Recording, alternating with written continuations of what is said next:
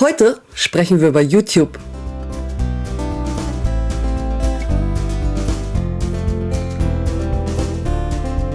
Willkommen auf meinem Kanal. Ich bin die Babs und auf diesem Kanal wird gefährliches Halbwissen professionell vermittelt.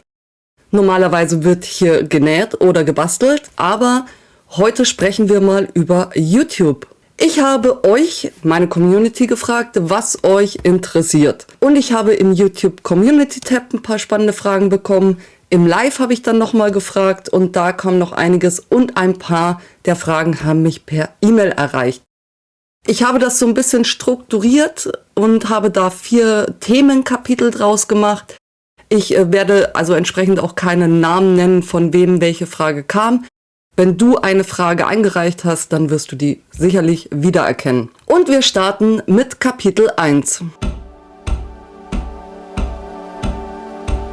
Da war die erste Frage, warum habe ich überhaupt mit YouTube angefangen?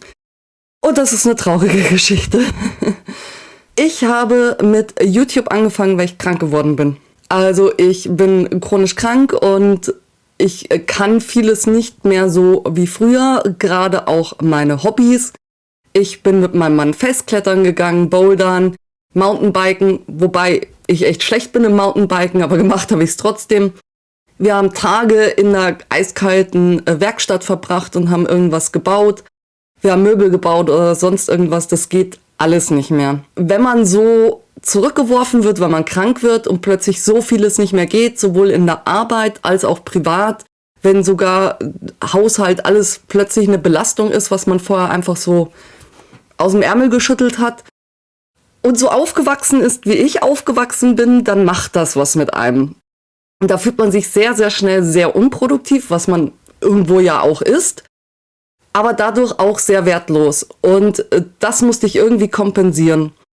Und als ich dann mit den Stunden in der Arbeit ein bisschen reduziert wurde vom Arzt und meine Gesundheit sich so langsam ein bisschen erholt hat und es sich eingependelt hat auf ein Niveau, mit dem man arbeiten kann, brauchte ich irgendetwas, wo ich einen Output generiere. Und aus einem Impuls heraus, Jux und Dollerei, ohne mir groß Gedanken drüber zu machen, habe ich mich vor mein Handy gesetzt.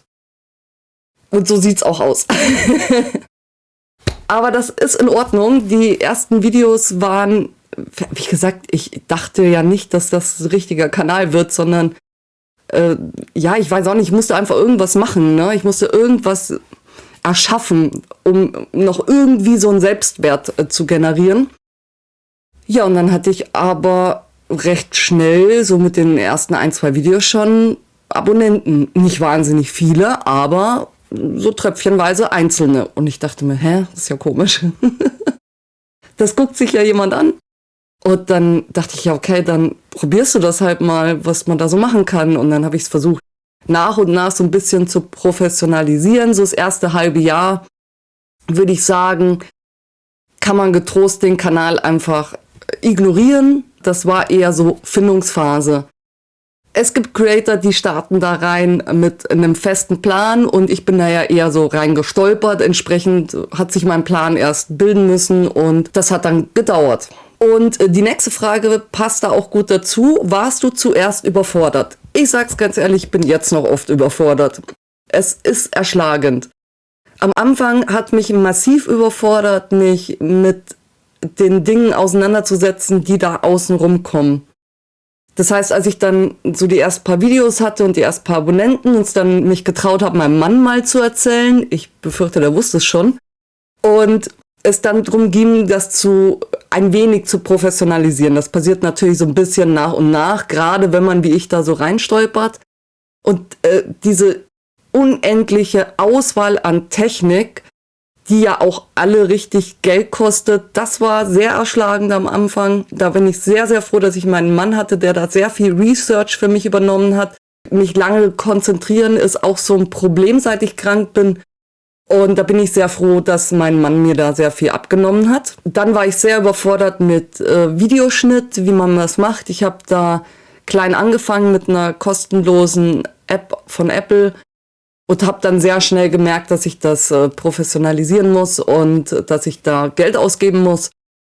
Und das kann sehr viel und ich benutze viel zu wenig davon wahrscheinlich, aber Das war am Anfang auch wirklich sehr, sehr viel. Das wird aber besser, desto länger man es macht, weil man eine gewisse Routine entwickelt. Braucht man ein Gewerbe und worauf muss man achten, wenn man sowas startet?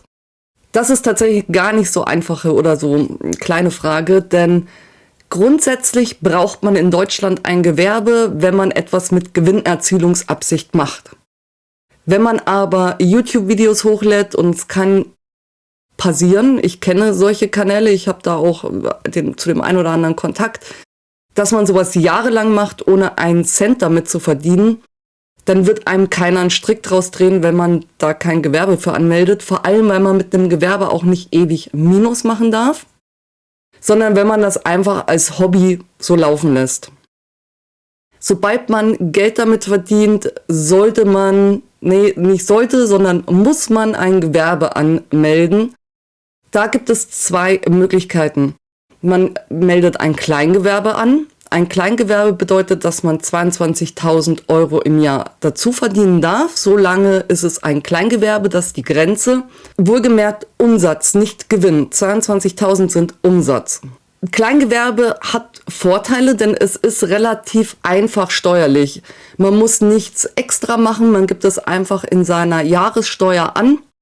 Und man weist keine Steuer aus, wenn man zum Beispiel Waren herstellt und verkauft. Das gilt dann Paragraph 19 nach dem Umsatzsteuergesetz, glaube ich, heißt es. Nachdem, das muss man auch angeben, nachdem wird keine Steuer ausgewiesen. Das heißt, das, was man verkauft, ist immer ein Nettopreis. Wenn ich also etwas herstelle und 50 € dafür verlange, dann sind das 50 € plus, sagen wir, 6 € Versandkosten, dann zahlt der Kunde 56 €. In diesen 50 € ist keine Steuer enthalten. Das heißt, bei einem Kleingewerbe bekomme ich die Steuer nicht wieder. Ich kann aber für meine Ausgaben, zum Beispiel meinen Wareneinsatz, meine Rohlinge, meinen Stoff, was auch immer ich eben herstelle, oder für einen YouTube-Kanal, Technik und was man so hat, kann ich auch keine Steuer geltend machen. Die bekomme ich also auch nicht wieder. Und das macht es so einfach, weil ich kriege nichts wieder und muss nichts abführen. Ich muss nur innerhalb dieser 22.000 € im Jahr Umsatz sein und das in meiner Einkommensteuer angeben. Und dann gibt es die Variante, dass man ein Gewerbe anmeldet. Da gibt es ganz, ganz viele Varianten, welche Gewerbeform da Sinn macht. Da möchte ich bitte nichts zu sagen, weil ich bin weder ein Unternehmensberater noch ein Steuerberater. Da sollte man sich beraten lassen. Das habe auch ich gemacht. Also auch ich habe mich beraten lassen.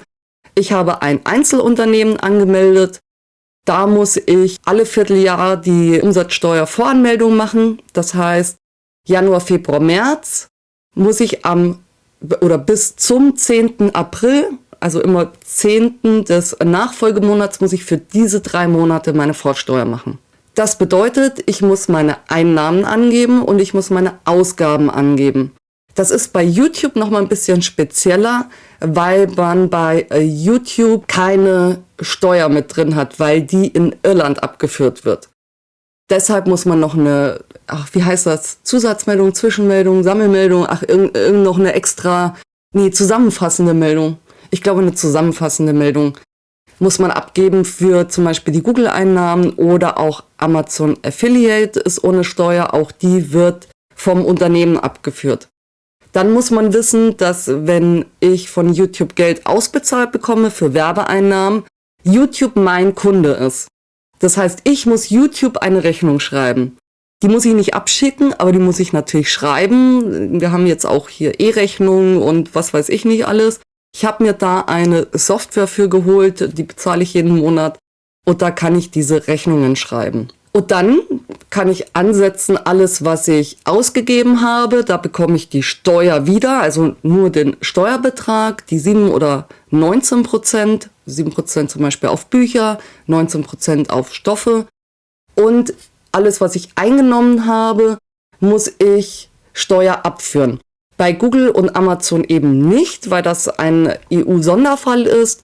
Bei allem anderen, was ich zum Beispiel jetzt über den Online-Shop einnehme oder wenn ich von einer Firma etwas zur Verfügung gestellt bekomme, muss ich die Steuer, die darin enthalten ist, abführen. Das ist zum Beispiel auch so ein ganz spezielles Thema. Wir können den Flexispot-Stuhl nehmen, für den ich Werbung gemacht habe, oder beziehungsweise für die Aktion um Black Friday, glaube ich, war das. Da habe ich diesen Stuhl zur Verfügung gestellt bekommen. Da muss ich in der Steuer natürlich angeben, was mich dieser Stuhl gekostet hätte und davon die Steuer abführen.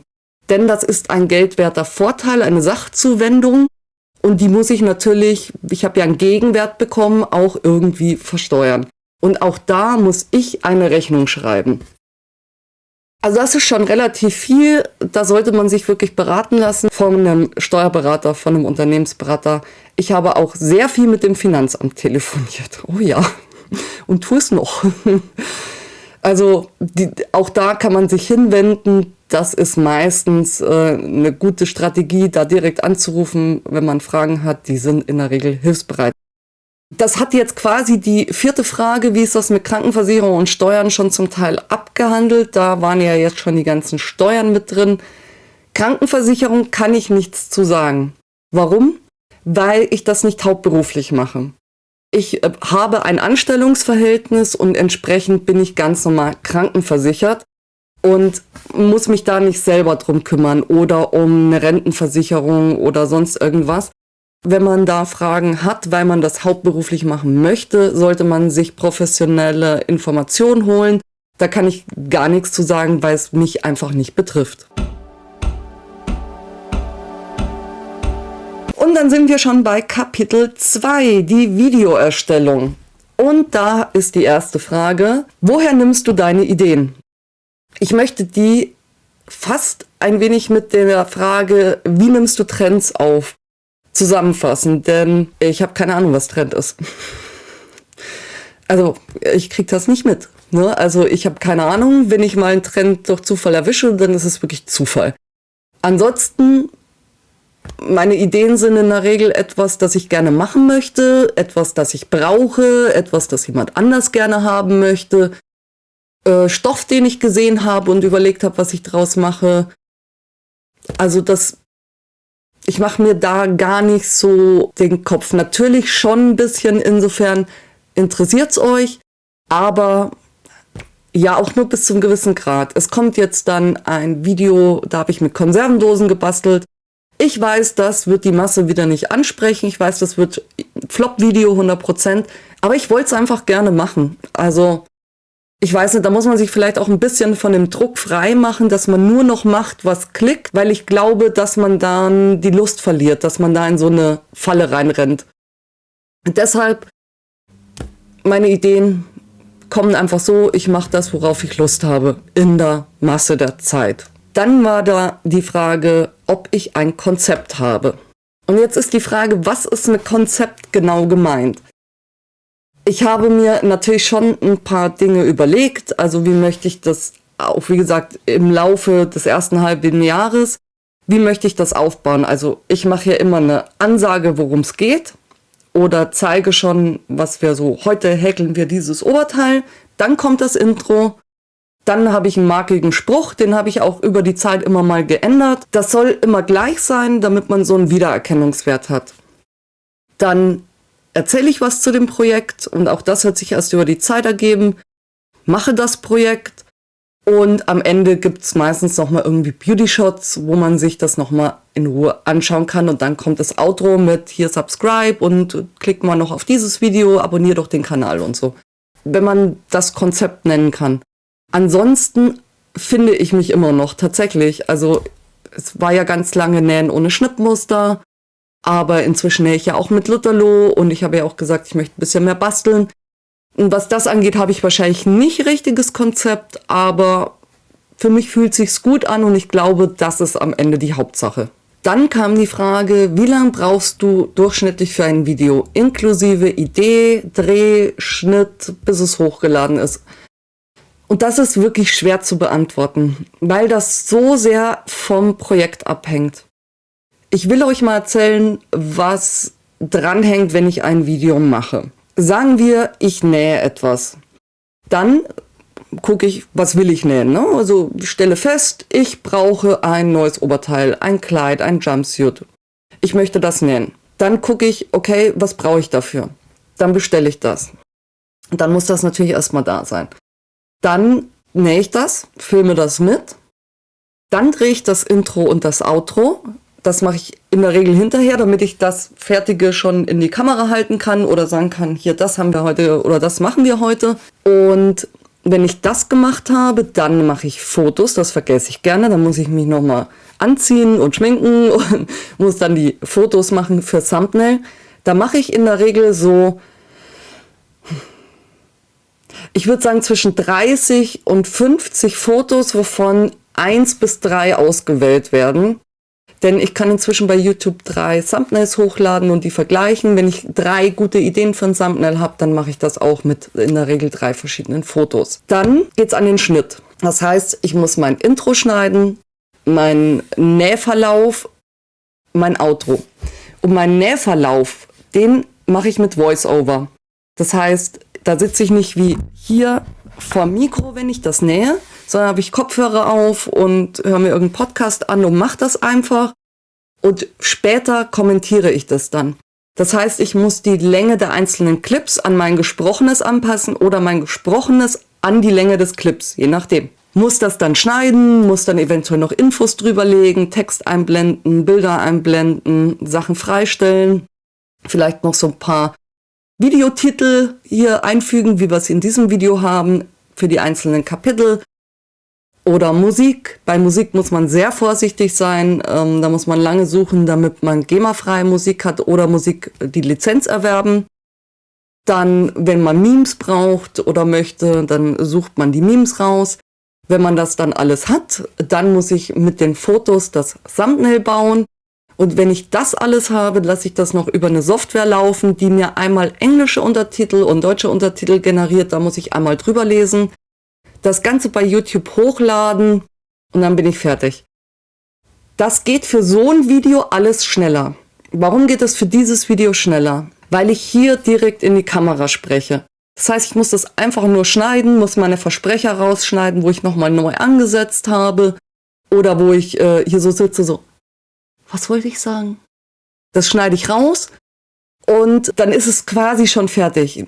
Bei den Nähsachen muss ich halt nachvertonen. Das ist halt, dass das auch von der Länge immer alles zusammenpasst, mit deutlich mehr Aufwand verbunden. Und mich hinsetzen und sprechen und es danach schneiden, geht natürlich auch vom Projekt her schneller, als irgendwas zu nähen oder zu basteln oder zu bauen. Deswegen kann man das pauschal, also ich kann es für meinen Kanal pauschal gar nicht sagen. Ich brauche wenn ich jetzt hier sitze und sagen wir mal, ich nehme eine Stunde auf, dann muss ich wahrscheinlich 2 bis 3 Stunden schneiden, noch eine Stunde Thumbnail bauen, Fotos habe ich gerade schon gemacht. Was bin ich dann bei 5 Stunden? Es gibt aber auch Videos wie das Lotterlo-Kleid, ich blende das hier mal ein, wo ich auch 2 Teile habe. Da habe ich wahnsinnig viel Research vorher gemacht für die einzelnen Techniken. Dann habe ich ein Probestück genäht, dann habe ich das eigentliche genäht. Dann habe ich 2-mal Intro, 2-mal Outro, 2 Videos im Schnitt, die auch lang sind. Da kommt man dann auch schon mal auf ein paar Tage. Also vor allem mit dem Nähen, ne? Weil also ich habe alleine 4 oder 5 Tage an dem Kleid genäht und nochmal bestimmt 3 oder 4 Tage dran geschnitten. Also das ist unterschiedlich. Ich kann das nicht so pauschal sagen. Aber man muss schon Zeit investieren.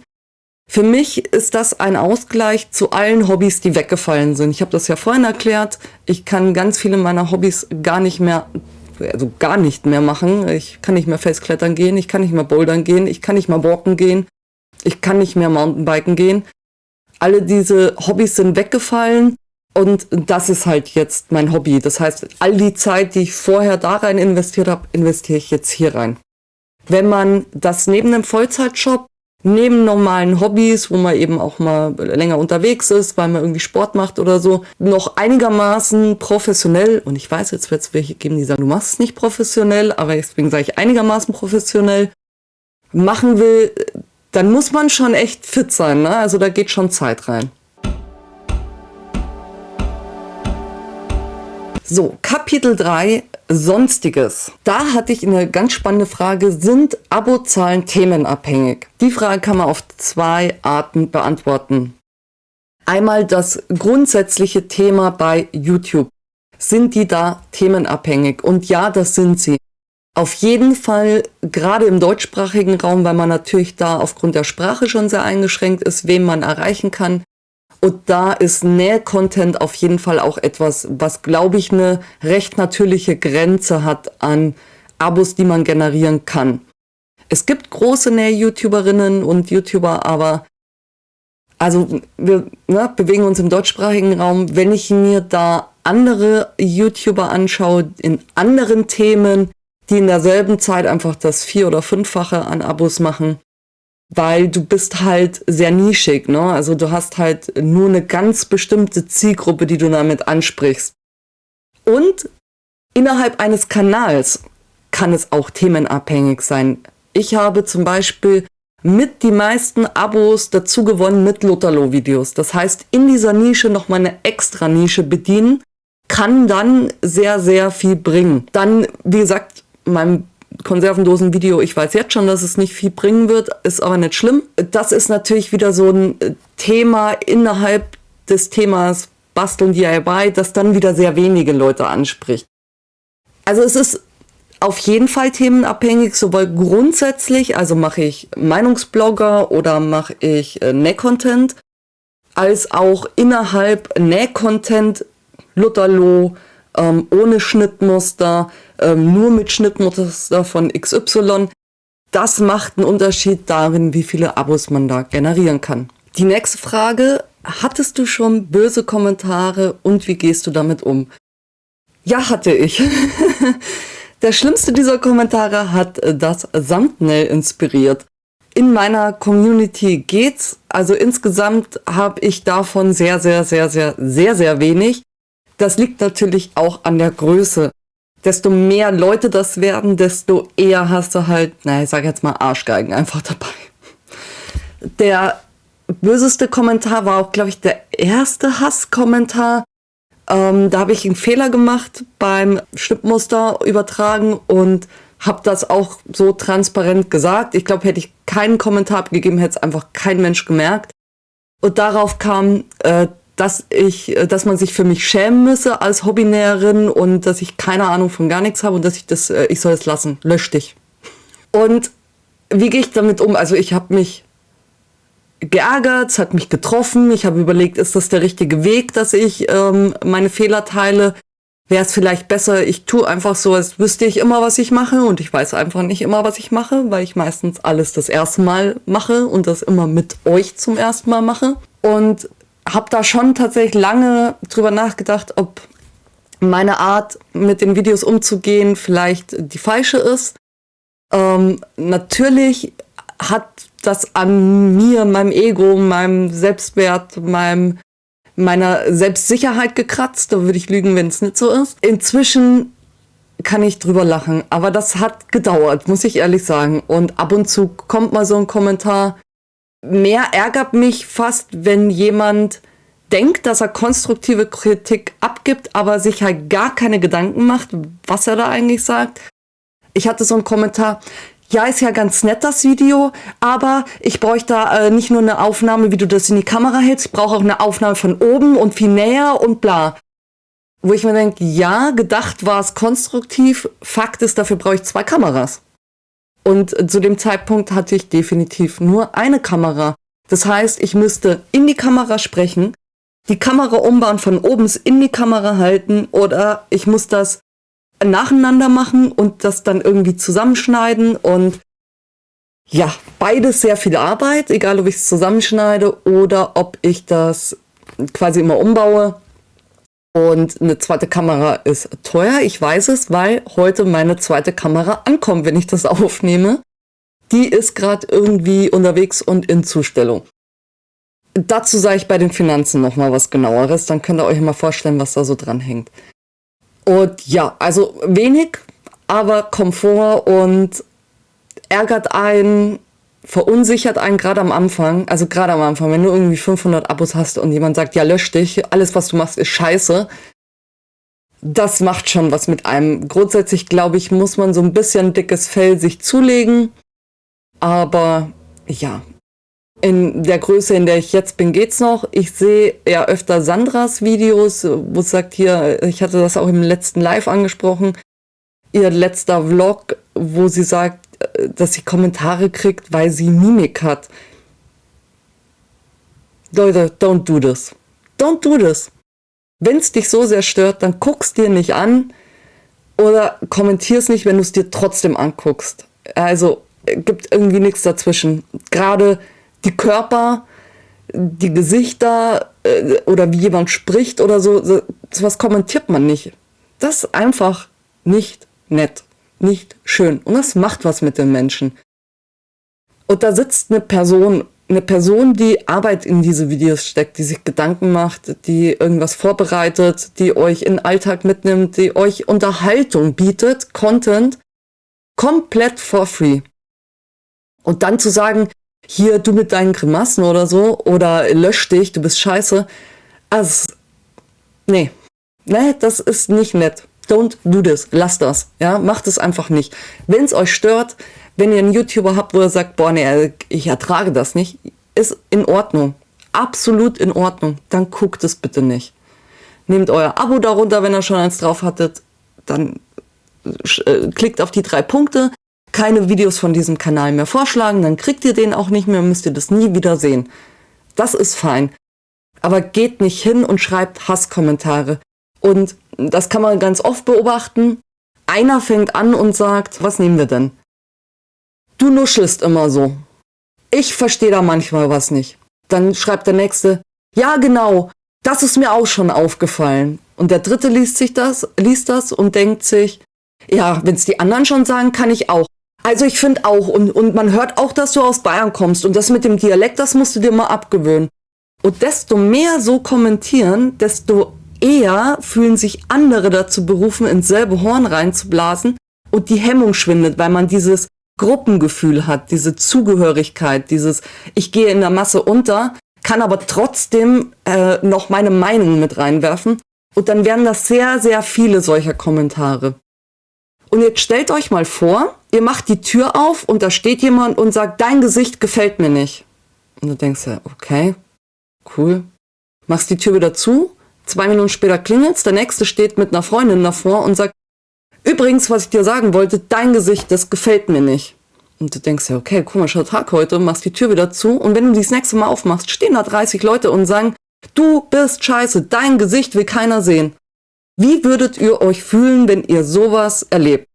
Und so fühlt sich's in etwa an. So kann man sich das vorstellen. Also, so kann ich's für mich sagen. Kann natürlich nur für mich sprechen, nicht für die anderen, aber so fühlt sich das für mich an, als ob jemand ungefragt an deiner Haustür klingelt und dir das irgendwas Gemeines ins Gesicht sagt. Und ich denke mir, ja, es muss ja keiner zu mir nach Hause kommen. Und auch der YouTube-Kanal, ich wohne hier, das ist mein Zuhause, da muss keiner hingehen. Ich hatte schon ganz tolle Kommentare, so aller, ja, keine Ahnung, wenn du das so und so gemacht hättest, dann wäre es vielleicht ein bisschen leichter gegangen, nur so als Tipp, wo ich dann kommentiere, hey, super, vielen Dank, danke auch, dass du die anderen dran teilhaben lässt. Ich habe auch schon öfter solche Kommentare oben angepinnt, damit die Community als erstes sieht, weil sie einfach einen tollen weiteren Beitrag geleistet haben, mein Video an der Stelle korrigiert haben oder ergänzt haben. Kein Mensch hat mit sowas ein Problem. Aber sobald man persönlich wird, muss man sich halt auch nicht wundern, wenn man dann entsprechend was zurückkriegt. Ja, also, um das abzuschließen, ich hatte schon böse Kommentare und das macht was mit einem. Also lasst es. Dann habe ich noch unter Sonstiges gepackt, weil ich nicht wusste, wo ich sonst hinpacken soll. Wie hast du deinen Shop aufgebaut und worauf muss man achten? Ja, ich habe es mir einfach gemacht. Ich habe den größten Anbieter genommen, Shopify, weil der einem sehr gute Lösungen bietet. Das hat inzwischen auch so ein KI-Tool, wo man Fragen stellen kann und das dann sagt, ja, ich gebe dir eine Schritt-für-Schritt-Anleitung oder wenn du hier klickst, kommst du in den richtigen Bereich. Das heißt, es geht. Dann muss man darauf achten, dass man Impressum und den ganzen Kram hat. Ja, und der Rest ist Learning by Doing und ja, keine Ahnung, worauf man da noch achten muss. Einfach nur, dass man ordentlich kalkuliert. Also, dass es für den Endnutzer nicht zu teuer ist, dass man aber nach Steuer und Einkommensteuer und allem trotzdem noch was verdient hat. Wenn jetzt so ein Label 6,90 € kostet, dann muss ich ja rechnen, das ist ja Metaware, was kostet mich das Label im Einkauf, das einzelne, das muss ich abziehen vom Preis. Dann ist ja da Steuer mit drin in diesen 6,90 €, die muss ich rausrechnen und abziehen, weil die muss ich abführen. Und dann muss ich das Ganze noch in meine Einkommensteuer angeben und dann muss ich nochmal, weiß ich nicht, 35%, was man da so hat, an Einkommensteuer, die dann noch draufkommt, abziehen. Und dann sollte noch was übrig bleiben. Das wäre ganz cool. Und das ist eigentlich das Wichtigste, dass man da die Balance findet zwischen einem guten Angebot und trotzdem den Aufwand wert. Das ist so ein bisschen, also bei mir im Shop ist es so, dass ein paar Sachen sich mehr rentieren als andere, weil ich gesagt habe, okay, da kann ich 1 € mehr verlangen, dann ist es immer noch voll in Ordnung und voll in der Range. Dafür verlange ich woanders 2 € weniger, als ich eigentlich müsste, damit es sich wirklich rentiert, damit es nicht so teuer ist für den Endkunden, weil das sonst einfach kein guter Preis mehr oder kein schöner Preis mehr ist. Genau, das sind so die Sachen. Und natürlich, ja, eben das ganze Steuerliche immer, dass man das alles angeben muss, dass man das alles abführen muss, dass man Einkommensteuer auf den Gewinn zahlen muss. Da sollte man sich einmal mit irgendjemandem, Steuerberater oder so, auseinandersetzen. Und jetzt kommen wir zu Kapitel 4, Finanzen, das größte Kapitel. Wie lange hat es gedauert, bis dein Kanal Einnahmen generiert hat? Das war die erste Frage und ich habe es mir aufgeschrieben. Ich habe den Kanal am 19.08.2023 gestartet und monetarisiert war er am 10.04.24, das heißt 8 Monate später. Und das ist ein guter Zeitraum. Da kann man wirklich nicht meckern. Also ich bin mit vielen in Kontakt, auch über diverse Creator-Gruppen, die das schon Jahre machen und nicht monetarisiert sind. Also 8 Monate, da kann ich mich überhaupt nicht beschweren. Es war am Ende dann ein Video, das dem so einen richtigen Push gegeben hat, wo dann die Abos und die Watchtime zusammenkamen, dass ich das beantragen konnte. Dann war die Frage, die da anschließt, lohnt sich das? Und das kann ich jetzt nur für mich beantworten. Also je nachdem, wir hatten ja vorhin schon gesagt, nach Sparte hat man mehr oder weniger schnell Abos zusammen. Es gibt natürliche Grenzen, auch aufgrund der Sprache. Und YouTube zahlt auch je Sparte unterschiedlich. Ich glaube, Gaming hat einen niedrigeren Wert an Werbeeinnahmen oder Werbekosten als Bildung und Finanzen, glaube ich, gibt es noch. Das, glaube ich, hat mit den höchsten Wert. So Gesellschaft, Meinungsblogger und so sind da auch ganz gut dabei. Also das macht schon mal einen riesen Unterschied. Eigentlich kann man das schnell beantworten und sagen, nein.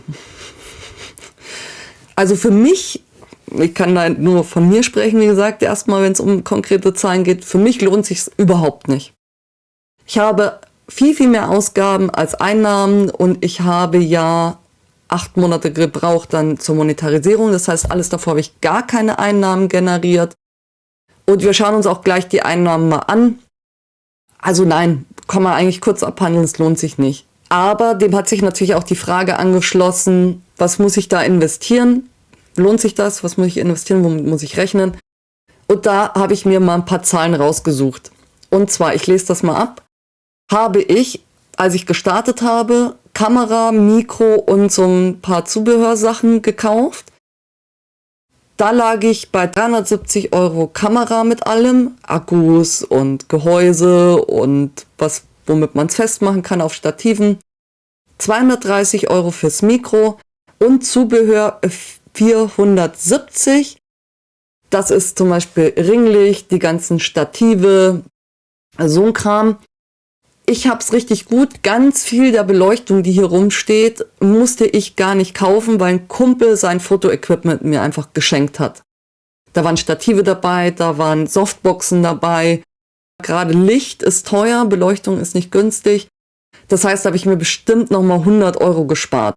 Und das ist so das, womit ich reingestartet bin. Dann habe ich für 360 € Software, damit ich Videoschnitt machen kann, Übersetzungen machen kann. Für 390 € habe ich Sonstiges aufgeschrieben. Sonstiges, zum Beispiel dieses Mikro, mit dem ich nachvertone, die Webcam und das Licht für die Webcam und mein Stream Deck, damit ich Videoschnitt und Lives und Sonstiges machen kann. Da sind viele Kleinigkeiten noch gar nicht eingerechnet. Und dann komme ich auf eine solide Erstausstattung von 1820 €. Heute kommt meine neue Kamera an, dieselbe, die ich habe, 2 Generationen weiter. Da habe ich jetzt bezahlt mit Gehäuse 420 €. Einfach mal so auf einen Schlag. Und jetzt muss man das natürlich ein wenig in Relation setzen. Also ich habe jetzt ausgegeben nur für das Notwendigste. Also da ist ja noch kein Material drin, kein Stoff, kein Lutherloh, kein egal was, also alles, was man braucht, um zu nähen, die Nähmaschine, die Overlock, Schneidematten, Scheren, also das alles nicht mit drin. Das ist jetzt nur das YouTube-Technik-Equipment, was ich rein für YouTube brauche. Da komme ich jetzt, wir haben jetzt Juli, ich habe den Kanal jetzt bald 2 Jahre. Wenn ich da jetzt die 420 noch dazu rechne, die ich quasi gestern ausgegeben habe, dann bin ich bei, lasst mich kurz nachrechnen, 2240 €, die ich nur an Technik, und da ist wie gesagt vieles nicht eingerechnet, irgendwelche Verlängerungs-USB-Kabel, ich habe einen zweiten Monitor für Streaming geholt, ich habe mir eine richtig gute Tastatur geholt, damit ich da auch sitzen und arbeiten kann, eine ordentliche Maus. All diese Sachen sind nicht eingerechnet. Also ich würde fast sagen, mit allem muss ich fast das Doppelte, also etwa 5000 € rechnen. Aber wir wollen es auch nicht übertreiben, deswegen, ich habe mal die großen Sachen genommen und da bin ich bei 2,2, jetzt auf 2 Jahre. Jetzt kann man sagen, naja, das hast du ja locker mit YouTube eingenommen, wenn du nach 8 Monaten monetarisiert warst. Und schauen wir mal, ich habe es aufgeschrieben. Ich habe insgesamt seit meiner Kanalerstellung mit YouTube 1370 € eingenommen. Jo. Und zwar in insgesamt 15 Monaten, weil ich muss ja von der Monetarisierung abrechnen. Und dann sind das bummelig 90 € im Monat. Kann man davon leben? Könnt ihr euch selbst beantworten. Also deswegen keine Krankenversicherung, weil ich habe noch einen Job. Und dann kommt natürlich für jedes Projekt der Stoff dazu, das Garn. Man braucht einen gewissen Amount an Sachen, bevor man anfängt. Vieles hatte ich natürlich schon, als ich überhaupt das Nähen angefangen habe. Das kann man also jetzt auch nicht auf YouTube schieben. Aber man muss schon sagen, also ich brauche für die Projekte natürlich auch die Sachen. Würde ich mir das alles immer nähen, auch wenn ich kein YouTube hätte, muss ich sagen, nur zum Teil. Also vieles vielleicht, also was heißt vieles, aber einiges vielleicht nicht. Dann hatte ich die Frage, verdient zuerst YouTube und dann der Creator? Und so würde ich es nicht sagen. Also es verdient nicht zuerst YouTube, wenn man schon monetarisiert ist, sondern YouTube guckt sich 1-2 Tage an, wie läuft ein Video. Danach wird es gerankt, was man Werbetreibenden abnehmen kann, dass sie Werbung schalten dürfen. Und davon bekommt man zwischen 30% und 50% von diesen Einnahmen. Also YouTube verdient nicht zuerst und dann der Creator, sondern YouTube legt preisfest und dann bekommt man auch vom ersten Moment an, also immer für 1000 Klicks gilt das, die Summe, die festgelegt wird. Aber YouTube verdient natürlich trotzdem zuerst an einem Kanal, denn in diesen 8 Monaten, in denen ich nicht monetarisiert war, hat YouTube natürlich trotzdem Werbung auf meinen Videos geschalten. Aber ich hatte keine Berechtigung, einen Anteil an diesen Werbeeinnahmen zu haben. Und in dem Fall verdient YouTube alleine. Also kann man sagen, ja, YouTube verdient zuerst an den Videos, bis man monetarisiert ist und dann bekommt man einen Anteil, einen recht fairen Anteil eigentlich. Dann kam die Frage, was mehr bringt, ein Video oder ein Live? Und das kann ich super einfach beantworten, auf jeden Fall ein Video. Denn selbst schlechte Videos haben eigentlich immer so 1000 Aufrufe und Lives haben auch gerne mal bei mir nur so 300, 400, 500 Aufrufe.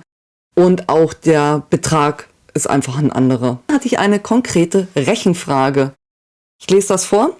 Wenn das durchschnittliche Video eines Snack Creators 7000 Klicks hat und plötzlich hat er eins mit 100.000, was verdient er dann an diesem ein Video und was sonst?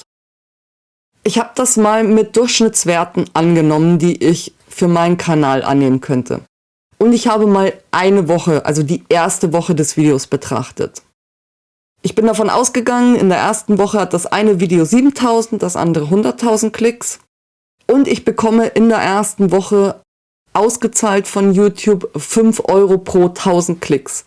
Dann generiert das Video normalerweise 35 Euro in der Woche und bei den 100.000 Klicks wird es 500 Euro in dieser ersten Woche generieren.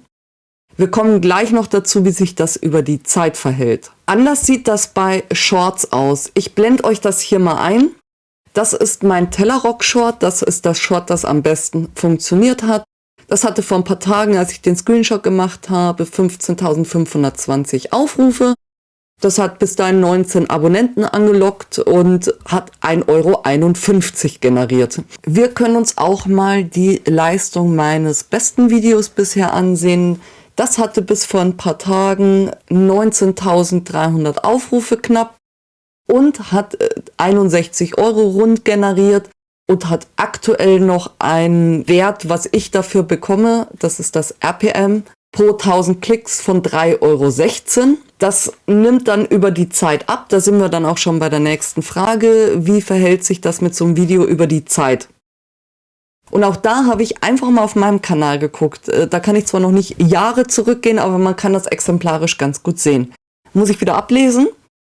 Ich habe ein Video genommen, das in der ersten Woche 10.500 Views generiert hat. Das ist halt richtig viel für meinen Kanal, deswegen dachte ich, nehme das als gutes Beispiel. Da habe ich in der ersten Woche von YouTube 5,50 Euro für 1000 Klicks bekommen. Das waren 58 Euro. In der zweiten bis vierten Woche habe ich nochmal 1500 Views drauf bekommen für 4,80 Euro pro 1000. Das waren dann rund 7 Euro. Und ab der fünften Woche hatte ich nochmal 1000 Views für 4,30 Euro. Und das waren dann nochmal 4 Euro. Das heißt, ich habe mit diesem Video 69 Euro generiert. Jo. Stellen wir fest, fürs Geld mache ich es nicht. Dann gab es eine spannende Frage. Wenn jemand seine Tätigkeit aufgibt, also keine Lust mehr auf YouTube hat oder keine Zeit oder warum auch immer, muss er dann nur die Werbung in seinen Videos deaktivieren, um keine Einnahmen mehr zu generieren? Und bleibt der Kanal kostenlos für alle erhalten? Und das kommt drauf an. Also wenn man nur und ausschließlich mit YouTube-Werbung Geld verdient, dann reicht es, die Monetarisierung zu deaktivieren. Dann wird es immer noch Werbung auf dem Kanal geben und dann wird damit immer noch Geld verdient, aber nur noch YouTube verdient damit Geld, muss dann einfach nichts mehr abgeben davon. Und dann reicht das, dann generiert man keine Einnahmen mehr, kann man sein Gewerbe abmelden und alles ist gut. Wenn man jetzt auch noch, so wie ich, eine Amazon Storefront verlinkt hat, wo man Affiliate-Einnahmen generiert, muss man natürlich das alles kündigen, löschen, rausnehmen, natürlich auch keinen Online-Shop etc. Also wenn man wirklich komplett aufhören will, dann muss man Kooperationen kündigen, Affiliates rausnehmen. Es gibt ja auch oft Kooperationen, wo man einen Gutscheincode für euch bekommt. Und wenn ihr dafür etwas kauft, kriegt man so und so viel Prozent. Das ist im Grunde auch nichts anderes als Affiliate bei Amazon. Das muss man alles canceln. Und ja, dann hat man keine Einnahmen mehr. Und wenn man den Kanal nicht privat stellt oder löscht, dann wären die Videos auch immer noch da und immer noch kostenfrei, aber auch immer noch mit Werbung. Dann hatte ich die Frage, wie viele Kooperationen hast du und welche? Ich habe tatsächlich 3 dauerhafte Kooperationen. Und zwar ist das, und jetzt wird spannend, weil hier kommen nochmal die Codes, Curlys. Da bekommt ihr mit dem Code, ich muss nachgucken, BABS10 10%. Curlys ist eine super coole Seite, die Nähmaschinen- und Overlock-Kurse anbietet. Ich habe für diese Maschine einen Kurs bei Curlys gemacht und bin so auch auf die aufmerksam geworden. Das war richtig, richtig gut. Das hat mir total geholfen. Kann ich extrem empfehlen. Da glaube ich, also wenn ich die anschreiben würde, würde ich bestimmt mal eine Abrechnung kriegen, aber ich mache es einfach auch nicht. Da glaube ich, kriege ich von allem, die über meinen Code was buchen. Ich weiß es gar nicht. Ich weiß es ehrlich gesagt gar nicht. Ob und wie viel. Ich glaube, wir haben uns da auf irgendwas geeinigt. Ich weiß aber auch nicht. Es war nicht wahnsinnig viel. Also von daher, nutzt den Code. Ob der mir was bringt, muss ich mal irgendwann gucken. Dann habe ich eine Dauerkooperation mit dem Schneidematten-Shop. Ich verlinke euch die übrigens alle nochmal in der Infobox. Da bekommst du mit dem Code BABS 10% auf alle Schneidematten. Ich bin auf den Shop aufmerksam geworden, weil ich eine neue Schneidematte für meinen Schreibtisch wollte. Und die bieten eine individuelle Lösung an. Also die haben richtig, richtig große Matten und dann gibt man denen die Maße und dann schneiden die zu, wie man die für sich selber braucht. Und so habe ich eine Matte, die genau meinen Bereich unter der Kamera ausfüllt. Also die geht bis zum Stativ oder beziehungsweise wo meine Lampe am Tisch fest ist. Und genau bis zur Kante, und das passt wirklich richtig, richtig genau. Und in der Breite genau so, dass mein Videobereich ausgefüllt ist. Warum? Für mich war es eine einfache Markierung zu sehen, wo kann ich mich bewegen und es ist immer noch auf der Kamera. Die haben auch riesige Lineale, richtig gute Alulineale unten gummiert. Auch als Sicherheitslineale, dass man sich nicht in die Finger schneiden kann. Schaut da auf jeden Fall mal vorbei, wenn ihr eine neue Matte braucht. Da kriege ich keine Provision oder irgendwas. Ich finde die einfach gut. Und das letzte, was ich eingegangen bin, ist Suitides. Da kriegt ihr mit dem Code BABS15 15%. Suitides, ich verlinke das Video mal hier, macht super coole auch Schneidemattenlösungen oder hier so zum Drehen, zum Zuschneiden und Drehen. Und der Clou bei dem Ganzen ist, dass es magnetisch ist. Das sind zwei Schwestern, die leben in der USA, die haben sich das ausgedacht und die sind super nice. Und was mir auch richtig gut gefallen hat, als ich die angefragt habe, ob die Bock auf eine Kooperation und auf ein Video hätten und ob ich einen Code für meine Community bekomme, habe ich natürlich auch gefragt, wollt ihr irgendwie was unbedingt drin haben im Video? Und dann hat die gesagt, nee, du probierst das aus, du benutzt das einfach und du sagst genau das, was du denkst. Wir sind sicher, du bist zufrieden damit, weil wir sind überzeugt von unseren Produkten. Und so war es auch. Deshalb BABS 15% sichern. Der Versand dauert natürlich ein paar Tage, aber das ging alles insgesamt wirklich reibungslos. Ansonsten habe ich keine Kooperation. Warum habe ich sonst keine Kooperation? Naja, ich habe gerade mal nachgeguckt, 4400 Follower und das interessiert schlichtweg niemanden. Also man muss es so hart sagen. Es gibt ja viele Firmen, die haben schon so ein Influencer-Briefing auf ihrer Seite irgendwo. Dann kann man dann lesen, du kannst dich bei uns bewerben mit 5000 Followern, mit 10.000 Followern, mit 50.000 Followern. 4000 interessiert einfach keine Sau. Ich sag's jetzt einfach mal, wie es ist. Also keine Sau auch nicht. Ich habe ja gerade 3 coole Kooperationen genannt, die auch dauerhaft sind. Ich habe ja jetzt eine coole Sache mit einem Magazin gemacht, wo ich eine Anleitung und ein Schnittmuster bereitgestellt habe für die Nähen und Patchwork. Das Video verlinke ich dir mal hier. Das kommt im August raus. Aber dass ich dafür irgendwas Geld kriege, also dass jemand sagt, hey cool, mach doch Werbung für dieses Produkt, dann geben wir dir XY. Das findet aktuell noch nicht statt. Also dafür bin ich zu klein. Ich habe jetzt eine Firma, die ich privat nutze, die hat nichts mit dem Nähen zu tun, aber ich fand, sie passt gut auf den Kanal und mein Mann und ich haben beide Produkte von der Firma und sind absolut überzeugt davon. Deswegen hätte ich gerne für die Werbung gemacht, weil ich glaube, dass ich damit, wenn ich da auch noch einen Code für euch gehabt hätte, wirklich einen Mehrwert für euch generiert hätte. Und die habe ich angeschrieben und habe auch erklärt, warum ich glaube, dass es zum Kanal passt. Ich habe mein Media Kit mitgeschickt und ratet. Natürlich habe ich, wie immer, keine Antwort. Dann hat mich letztens eine Firma angeschrieben, da habe ich mir die Produkte angeguckt und habe ich gesagt, naja, eins davon könnte ich integrieren in ein Video.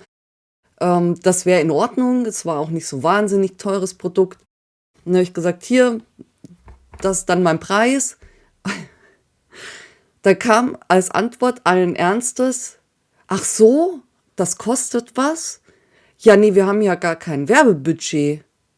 kannst du das nicht so machen?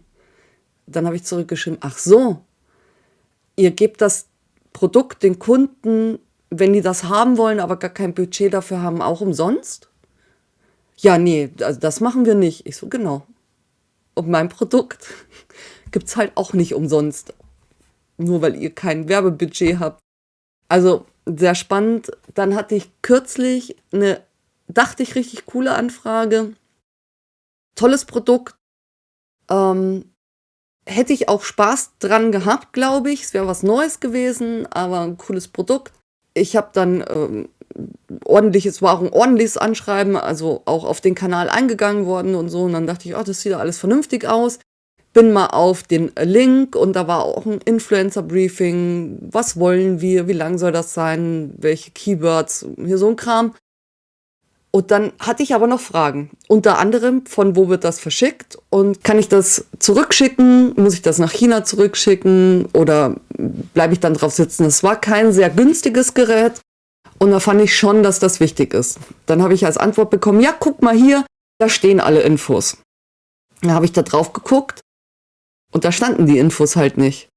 Dann habe ich nochmal geantwortet, hier, also ich lese das da nirgends, ich bräuchte diese Infos. Dann habe ich dieselbe E-Mail wieder bekommen, ja, guck mal hier, da sind alle Infos. Und dann war mir klar, okay, das ist halt schon wieder Bullshit und Bullshit bewerbe ich nicht. Also ich habe jede Woche bestimmt 4 Kooperationsanfragen, 5, manchmal sind es 10, manchmal ist es eine. Es ist halt Bullshit. Also ich könnte bestimmt ein paar Euro damit machen, wenn ich euch jeden Mist andrehe, aber ich weigere mich. Ich hatte sogar schon eine Kooperationsanfrage von etwas, das auch ein anderer Kanal öfter mal bewirbt. Aber ganz ehrlich, also wenn wir dann über deinen Link was verkaufen, dann kriegst du 10 Cent. Das ist die Arbeit nicht wert, weil ich muss einen kompletten Werbeblock aufnehmen und den integrieren. Das ist ja Arbeit, da muss ja aufgenommen werden, da muss ja geschnitten werden. Ich muss mir das ja überlegen, wie ich das machen möchte. Deswegen verzichte ich dann auf solche Sachen, selbst wenn es grundsätzlich ein gutes Produkt ist, tatsächlich auch lieber. Dann mache ich lieber ganz umsonst für so Sachen wie Schneidemattenshop, beziehungsweise da habe ich ja Schneidematte bekommen und ein Lineal. Curlys, weil die mir wirklich sehr weitergeholfen haben. Da habe ich ja den Kurs damals selbst bezahlt. Oder Suitides, die ich angeschrieben habe, weil ich das Produkt einfach so cool fand. Und verdiene da nichts mit dran, habe das Produkt zum Ausprobieren und kann es euch zeigen. Das ist mir dann irgendwie lieber. Ja, natürlich würde ich gerne mit der ein oder anderen größeren Marke kooperieren. Und von Mettler und von Gütermann kriege ich ja schon auch mal ein bisschen Garn zugeschickt oder so. Aber das hält sich alles in Grenzen und das wird ja auch ganz klar kommuniziert, mit 4000 Abos bist du halt nicht existent. Deshalb, und das ist doch ein perfektes Schlusswort, wenn du noch keine Abonnentin bist, dann abonniere jetzt den Kanal. Denn wenn ich coole Produkte vorstellen kann, dann gibt es meistens auch einen Code dazu, was dir wieder nützt. Und ich kann vielleicht irgendwann mein Minus auf ein Null bringen. Das wäre schon schön. So, ansonsten, wenn ihr jetzt noch Fragen habt, war jetzt noch irgendwas dabei, was unklar war oder was ihr gern noch beantwortet hättet, schreibt es in die Kommentare. Ich versuche auf alles einzugehen. Und ganz wichtig, schreib du mir mal in die Kommentare, ob du Bock hättest, einen YouTube-Kanal zu starten. War dir klar, was da alles dranhängt? Hättest du Interesse, dich mit all diesen Sachen, Videoschnitt, Software, Kamera, Equipment etc. auseinanderzusetzen oder eher nicht? Und sagst du, ja, ich hätte da voll Bock, ich habe nur keine Zeit, oder sagst du, oh, ich hätte Zeit, aber nee, lass mal gut sein, da habe ich gar keinen Bock drauf. Schreib's mir mal in die Kommentare, es würde mich wirklich interessieren und wir sehen uns beim nächsten Mal. Bis dahin, bleibt kreativ. Tschüss!